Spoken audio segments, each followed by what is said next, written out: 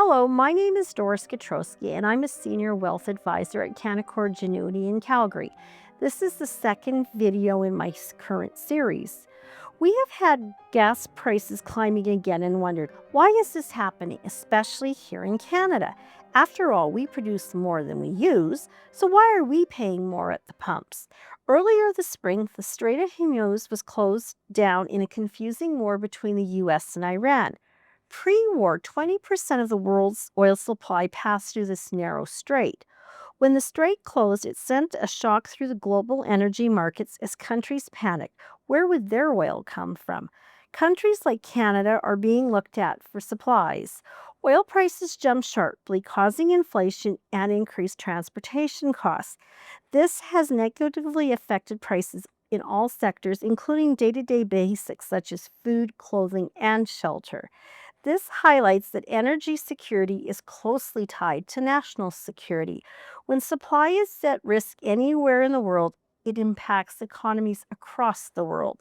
But why did prices rise so much in Canada?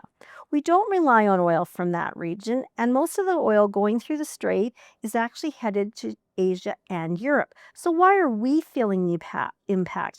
The answer is oil is globally priced globally in a worldwide market.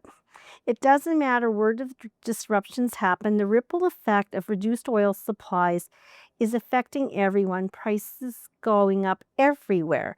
In April alone, the global prices rose around 60%. And because gasoline prices are tied to oil, causing those increases showed up at the pump here in Canada. Great for the Canadian oil companies and the Alberta government, while negatively affecting the average consumer. You see prices go up every time you fill. It changes frequently and without warning. And there aren't any easy alternatives. Some people can take public transit or carpool, but oil prices are passed on with higher fees for those services as well. For many, driving isn't an option, it's a necessity. Now, while prices may feel high now, let's look at the bigger picture. Canada has actually seen similar and even higher gas prices in the past. Back in 2022, the national average hit about 207 per liter. That's about 233 in today's dollars.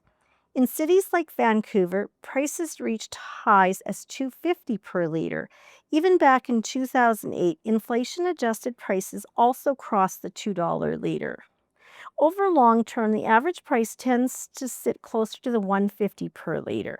While today's prices feel high, they're not completely out of line with past spikes.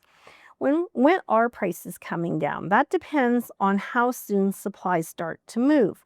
According to the International Energy Agency, global oil inventories were being used up at record paces this spring. This creates a delay, and it can take several months for supplies to rebuild and stabilize, as there is a huge demand for countries to also build their inventories. In fact, estimates suggest there is a 4-month lag before things normalize. Some parts of the world could take longer depending on how fast damaged infrastructure is repaired or replaced.